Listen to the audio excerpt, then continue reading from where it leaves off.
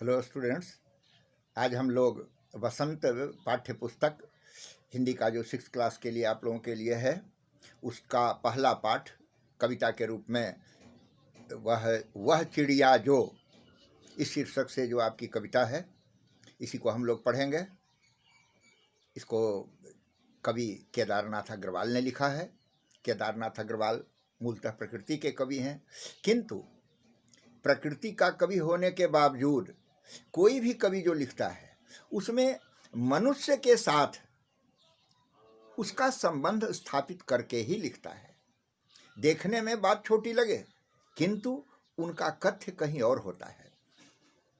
केदारनाथ अग्रवाल, उनका जन्म 1 अप्रैल 1911 में हुआ था और 2000 में उनका निधन भी हो गया।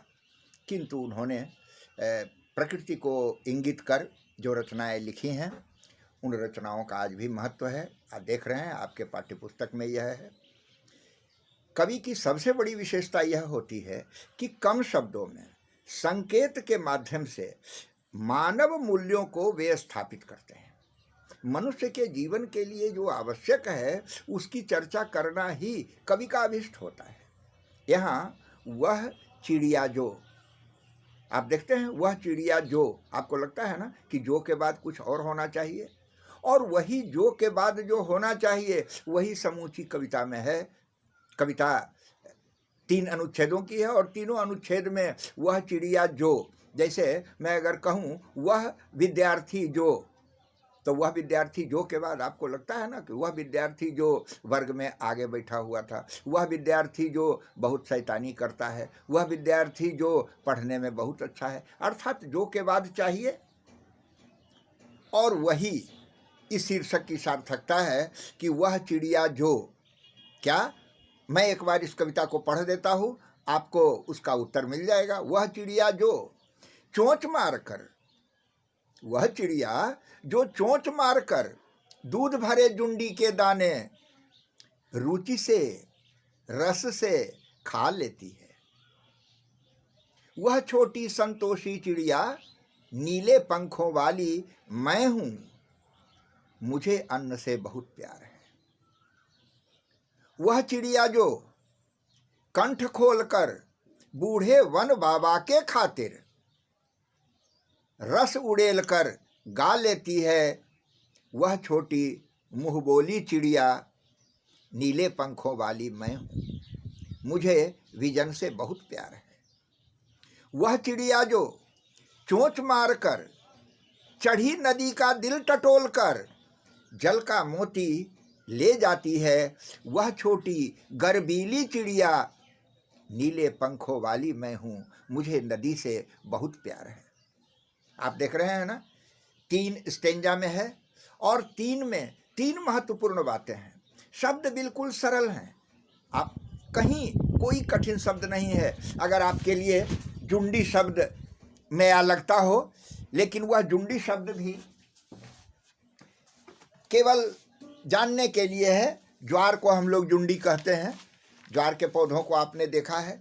लेकिन महत्व इस बात का है कि आखिर कवि जब किसी शब्द का प्रयोग करता है तो क्यों, किसी विशेष शब्द का उपयोग क्यों किया जाता है। आप एक एक कर अब इसको देखें और इसका आनंद लें। मैं एक बात कह देता हूँ, कविता देखने में तो आजकल लोगों का कविता से प्रेम घट गया है, लेकिन कविता में कम शब्दों में और गहरी बात कहने की क्षमता होती है। इसीलिए गद्य की अपेक्षा पद्य को ज़्यादा महत्वपूर्ण माना गया है। यहाँ भी छोटे छोटे प्रतीकों के माध्यम से छोटी छोटी बात कहकर कवि केदारनाथ अग्रवाल ने बड़ी बातें कही हैं जो मनुष्य के जीवन में, कवि के जीवन में वह है।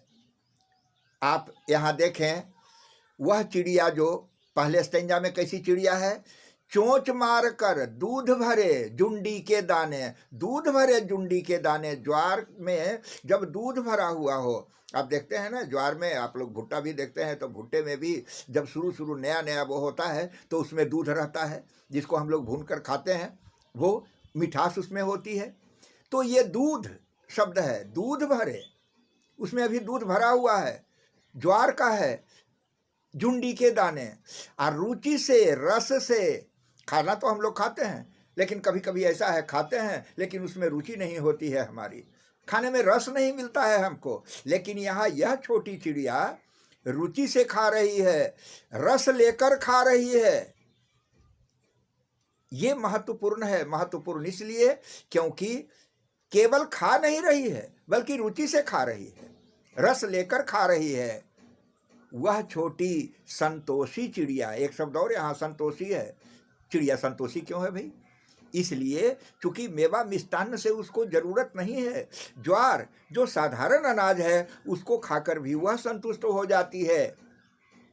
और नीले पंखों वाली मैं हूँ, ये नीले पंखों वाली मैं हूँ तीनों स्टेंजा में है। इसलिए आप कल्पना में अपने रखिए कि नीले पंखों वाली चिड़िया, आपने उड़ते हुए देखा होगा, उसी चिड़िया को अपने मस्तिष्क में रखिए। तो पहले स्टेंजा में उन्होंने कहा कि दूध भरे जुंडी के दाने मैं खा लेती हूँ और संतोष से खा लेती हूँ, रुचि भी लेती हूँ उसको खाने में, रस भी लेती हूँ। ये क्या स्पष्ट करता है कि मनुष्य को संतुष्ट होना चाहिए, अधिकता की कोई सीमा नहीं है। यहाँ छोटी चिड़िया को संतोषी कह रहे हैं कवि, खासकर यही दिखाने के लिए, मनुष्य को यह बताने के लिए कि चाहे तुम्हें ज्वार ही मिले, घटिया खाना ही मिले, लेकिन तुमको उसको रुचि से और रस से खाना चाहिए और तुम्हें संतोष करना चाहिए। इसीलिए संतोषी चिड़िया नीले पंखों वाली मैं हूँ, मुझे अन्न से बहुत प्यार है। मनुष्य की पहली आवश्यकता अन्न होती है। कलो वन्नगताः प्राणाः, हमारे लिए अन्न ही हमारा प्राण है। अगर अन्न हमें नहीं मिले तो हम जीवित नहीं रह सकते हैं। उस चिड़िया के लिए भी उस अन्न का बहुत अधिक महत्व है और उस अन्न को वह रुचि से और रस लेकर खाती है। यही है उस चिड़िया की विशेषता, नीले पंखों वाली चिड़िया जो रुचि से और रस से ज्वार के दानों को खा लेती है। एक तो वह चिड़िया हुई जो अन्न खाती है, ज्वार के दाने को भी रुचि और रस से खाती है। अब वही चिड़िया मुझे अन्न से बहुत प्यार है, इस एक लाइन को याद रखिएगा। यहाँ अन्न से प्यार दिखाने का मतलब यह है कि जीवन में अन्न की अनिवार्यता है। मनुष्य को भी अन्न से प्रेम होना चाहिए और जो भी अन्न मिल जाए, चाहे वह ज्वार ही क्यों नहीं हो, उससे संतोष होना सीखे। ये स्टेंजा हमें यही सीख देता है कि हमें संतोष करना चाहिए और अन्न के प्रति हमारा प्रेम होना चाहिए। अगले स्टेंजा में वह चिड़िया जो कंठ खोलकर बूढ़े वन बाबा की खातिर रस उड़ेल कर गा लेती है, वह छोटी मुंह बोली चिड़िया नीले पंखों वाली मैं हूँ। यहाँ कंठ खोलकर गाना, रस उड़ेल देना गाने में। आप देखते होंगे गायक गाते हैं तो किसी की आवाज़ दबी हुई होती है, लेकिन कुछ लोग जो हृदय से गाते हैं उनका कंठ खुला हुआ रहता है। चिड़िया भी कंठ खोलकर गाती है, लेकिन किसके लिए? यह भी महत्वपूर्ण, सबसे ज़्यादा बूढ़े वन बाबा की खातिर। जंगल को उन्होंने बूढ़ा बाबा कहा है। बूढ़ा बाबा, जंगल हमारे लिए बुजुर्ग हैं, बुजुर्गों के प्रति हमारी श्रद्धा होनी चाहिए। जंगल में वह जाती है, जंगल में गाती है। किसके लिए गाती है? जंगल में जो पेड़ पौधे हैं, वो जो जंगल है, जो बूढ़े बाबा के रूप में कवि को दिखाई पड़ रहा है, चिड़िया को दिखाई पड़ रहा है, वह उस बूढ़े बाबा की खातिर गाती है। यहाँ दो बातें इस बूढ़े बाबा के माध्यम से कवि कहना चाहते हैं, मैं समझता हूँ। एक साथ हुआ यह दिखाना चाहते हैं कि वन की हमारे लिए क्या उपयोगिता है, वन की क्या ज़रूरत है, और दूसरा यह कि बुजुर्ग, बूढ़ा कहने का, वन सीधे कह सकते थे लेकिन उन्होंने वन नहीं कहा, इसके साथ उन्होंने कहा बूढ़े वन, अर्थात बुजुर्गों के प्रति भी हमारा वैसा होना चाहिए, हमें कुछ करना चाहिए। और यहाँ चिड़िया को मुँह बोली चिड़िया, मुँह बोली किसको कहा जाता है? जो बुजुर्गों से किसी से भी बात करने में, जवाब देने में बड़ी लगी रहती है, बड़ी प्यारी सी होती है। तो वह चिड़िया भी अपने बूढ़े वन बाबा से मुँह बोली है, लगती है और कंठ खोलकर गाती है, रस उड़ेल कर गाती है, अर्थात हृदय के समस्त भावों को समर्पित करके ही वह गाती है, कुछ छिपाकर नहीं रखती। अतः इस दूसरे स्टेंजा से कवि यह कहना चाहते हैं कि हमें वन के प्रति और अपने बुजुर्गों के प्रति, अपनी प्रकृति के प्रति हमें संपूर्ण समर्पण रखना चाहिए। जिस प्रकार यह छोटी सी मुँह बोली चिड़िया बूढ़े वन बाबा के लिए अपना कंठ खोलकर हृदय का सारा रस उड़ेल कर संगीत का पूरा आनंद देते हुए गाती है, उसी प्रकार मनुष्य को भी अपने जीवन में अपना सारा रस उड़ेल कर प्रकृति के लिए, मनुष्यता के लिए, मानवता के लिए उड़ेल देना चाहिए। यह छोटी चिड़िया से हमें शिक्षा लेनी चाहिए। मनुष्यों को कभी भी उसी नीले पंखों वाली चिड़िया की तरह प्रकृति से जुड़े रहना चाहते हैं, बूढ़े वन बाबा के खातिर गाना चाहते हैं, जिस प्रकार वह छोटी सी चिड़िया बूढ़े वन बाबा के लिए गाती है। यहाँ 3 महत्वपूर्ण बात है। वन को बूढ़ा कहा गया है, बुजुर्ग कहा गया है। ये समाज में बुजुर्गों के महत्व को दिखलाने के लिए कवि ने कहा है। साथ ही वन की बात है तो वन हमारी प्रकृति को दिखाता है, वन की अनिवार्यता को दिखाता है। इस प्रकार दूसरे स्टेंजा में, दूसरे अनुच्छेद में कवि प्रकृति की अनिवार्यता और प्रकृति के प्रति मनुष्य का कर्तव्य उस छोटी चिड़िया के गाने के माध्यम से बताता है कि हमें भी प्रकृति के लिए सर्वस्व समर्पण करना चाहिए, जिस प्रकार वह छोटी सी चिड़िया अपने हृदय को उड़ेल कर कंठ खोल कर गाती है। तीसरा अनुच्छेद, वह चिड़िया जो चोंच मारकर चढ़ी नदी का दिल टटोल कर, चढ़ी नदी, उफनती हुई नदी, नदी चढ़ती है कब? जब नदी में बहुत पानी आता है, उसमें लहरें उठती रहती हैं, उस समय नदी का स्वरूप बहुत भयानक होता है। लेकिन दिल टटोल कर, दिल, नदी का दिल क्या है? उसका मध्य भाग है। नदी के मध्य भाग को हम उसका दिल कह सकते हैं। हम लोगों के शरीर में भी मध्य में दिल रहता है हमारा, और दिल में ही सब कुछ छिपा हुआ माना जाता है। इसीलिए आगे कवि ने जल का मोती ले जाती हूँ कहा है, ले जाती है। वह चिड़िया जो चोंच मारकर चढ़ी नदी का दिल टटोल कर, नदी में उफान है किंतु इस छोटी सी चिड़िया को तनिक भी भय नहीं है। वह तनिक नहीं डर रही है कि नदी में उफान है तो मैं डूब जाऊंगी, प्राणों का भय उसको नहीं है, बल्कि वह दिल टटोलती है। हम लोग नदी में जाते हैं, जाकर स्नान करते हैं, लौट आते हैं, कुछ लेकर नहीं आते हैं, लेकिन चिड़िया छोटी सी है किंतु वह जाती है, डूबती है नहीं, बल्कि उसका दिल टटोलते हुए उसमें से मोती निकाल लाती है। ये जीवन के इस रहस्य को कभी बताना चाह रहे हैं कि अगर जीवन में कुछ पाना है तो हमें नदी की उफनती धारा, अगर जीवन एक नदी है तो नदी की उफनती धारा में हमें कूदना होगा, चोंच मारना होगा, और उसमें जो मोती है, आत्मा है उसकी, नदी की जल के रूप में उसे हमें लेना होगा। यहाँ एक ओर तो जल की अनिवार्यता को दिखा रहे हैं, दूसरी ओर उस चिड़िया के माध्यम से निडरता के विषय में बता रहे हैं कि हमें निर्भय होकर जीवन रूपी नदी में कूदना चाहिए, घबराना नहीं चाहिए। और इसीलिए वह छोटी गर्वीली चिड़िया, गर्वीली, गर्व मीन्स होता है जिसको अपने भीतर गौरव हो कि मैं कुछ कर सकता हूँ, तो चिड़िया भी गर्वीली है, उसे अपने ऊपर संतोष है कि मैं ये कर सकती हूँ, उफनती हुई नदी का भी दिल टटोल सकती हूँ, उसमें से मोती निकाल सकती हूँ। इस प्रकार का भाव जब चिड़िया के हृदय में होता है तब वह उफनती नदी में से मोती निकाल पाती है। उसी प्रकार हम मनुष्य भी अगर चाहें तो जीवन रूपी नदी से जो आत्मा है उसकी, मोती, जीवन का सुख, जीवन का आनंद, उसे हम प्राप्त कर सकते हैं। लेकिन इसके लिए हमें करना क्या होगा कि चोंच मारना होगा। जिस प्रकार ये नीले पंखों वाली छोटी सी चिड़िया चोंच मारती है और चोंच मारकर मोती निकालने का प्रयत्न करती है बिना डरे हुए, उसी प्रकार हमें भी जीवन के संघर्षों से बिना घबराए हुए उसमें डूबकर और जीवन के मोती को निकालने का प्रयत्न करना चाहिए। तो यहाँ मुझे नदी से बहुत प्यार है। आप 3 स्टैंजा में एक जगह मुझे अन्न से बहुत प्यार है, मुझे विजन से बहुत प्यार है। जंगल निर्जन होता है, वहाँ अभी वन वाले में हम लोगों ने देखा कि बूढ़े वन बाबा की खातिर रस उड़ेल कर गा लेती है। तो कहाँ गाती है, क्यों गाती है? क्योंकि मुझे विजन से बहुत प्यार है। जंगल की निर्जनता में, उसके एकांत में भी वह दिल खोलकर गाती है। मनुष्य को भी यह नहीं घबराना चाहिए मैं कहाँ हूं।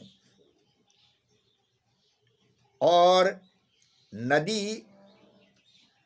नदी से बहुत प्यार है। यहाँ जल की महत्ता को, नदी की महत्ता को दिखा रहे हैं कवि।